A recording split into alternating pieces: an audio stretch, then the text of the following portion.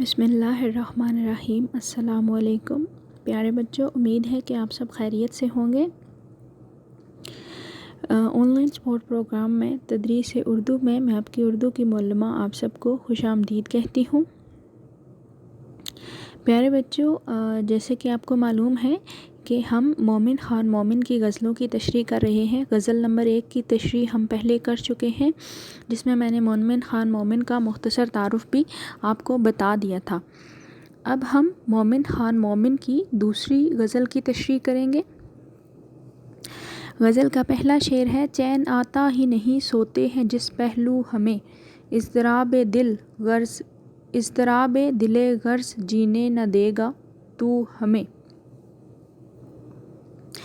اس شعر میں مومن خان مومن جو ہیں وہ یہ کہہ رہے ہیں کہ محبوب کی جدائی میں اور اس سے دوری میں ہمارے اضطراب اور بے چینی کا عالم یہ ہے کہ ہمیں کسی بھی طرح سے چین اور سکون جو ہے وہ میسر نہیں ہوتا، اور ہماری یہ بے چینی اور بے تابی جو ہے وہ ہمیں سونے نہیں دیتی، کسی بھی پہلو ہمیں آرام سے نہیں رہنے دیتی۔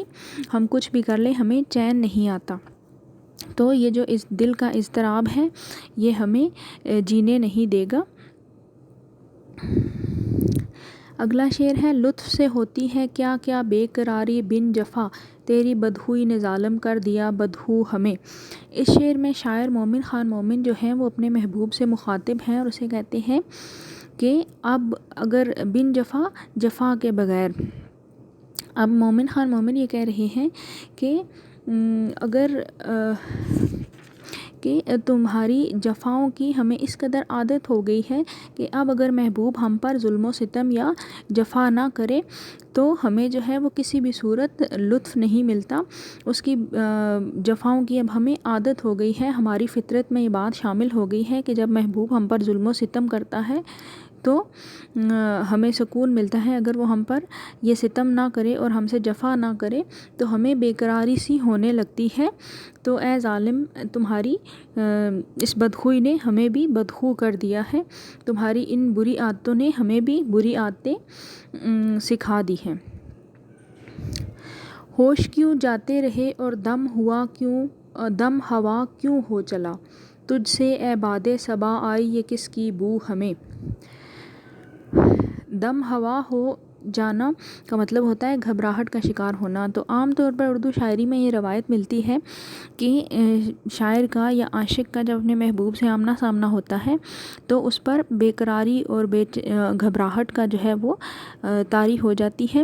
جی یہاں پر شاعر جو ہے وہ یہ کہہ رہا ہے کہ مجھے باد صبا، صبح کی جو ہوا ہے اس کے جھونکوں سے جب اپنے محبوب کی خوشبو آئی تو اسی سے جو ہے وہ میرے ہوش و حواس جاتے رہے اور مجھ پر گھبراہٹ جو ہے وہ طاری ہو گئی۔ وہ یہ کہہ رہا ہے کہ اب عالم یہاں تک پہنچ گیا ہے کہ صرف اگر باد صبا سے یا صبح کی ہوا سے مجھے محبوب کی خوشبو آئی تو اسی سے میرے ہوش و حواس جو ہے وہ جاتے رہے اور میں گھبراہٹ کا شکار ہو گیا۔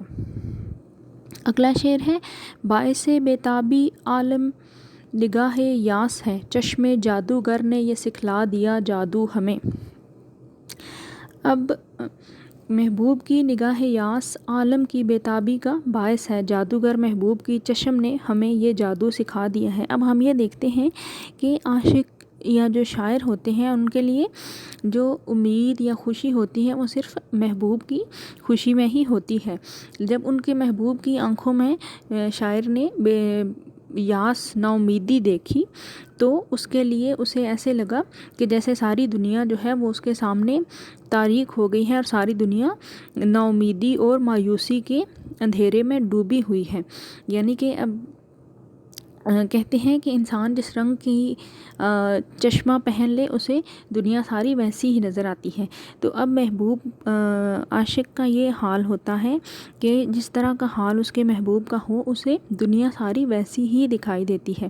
اگر اس کا محبوب جو ہے وہ نا امیدی اس پر طاری ہے، نا امیدی اور مایوسی کا شکار ہے، تو اسے ایسا لگ رہا ہے کہ دنیا ساری جو ہے وہ اس کے لیے تاریک ہو گئی ہے۔ اور یہ سب جو ہے وہ محبوب کی جادوگر آنکھوں کا ہی نتیجہ ہے کہ اس نے جس طرح کی اس کی حالت ہے اسی طرح عاشق کو ساری دنیا نظر آتی ہے۔ گھر یہی شوق شہادت ہے تو مومن جی چکے، مار ڈالے کاش کوئی کافر دل جو ہمیں۔ اب اگر میرے دل میں یہی شوق شہادت ہے تو پھر میں کب تک زندہ رہوں گا؟ کاش کوئی کافر کا لفظ یہاں پہ استعارتاً استعمال ہوا ہے محبوب کے لیے، جو دل چھینتا رہتا ہے مجھے مار کر شہادت کے درجے پر فائز کرے۔ اب مومن جو ہیں وہ اپنا تخلص مومن جو ہے اس کو اشعار میں مختلف لازمات کے ساتھ بڑے خوبصورت انداز میں استعمال کرتے ہیں۔ شوق شہادت تو ہر مومن کے دل کی خواہش ہوتی ہے، اور وہ صرف اس صورت میں ہی پوری ہوتی ہے کہ میدان جہاد میں باطل قوتوں کے ساتھ برسر پیکار ہو کر راہ خدا میں جان کا نذرانہ دیا جائے۔ کافر یعنی کہ غیر مسلم کے ہاتھوں مارا جانا شہید ہونا ہے۔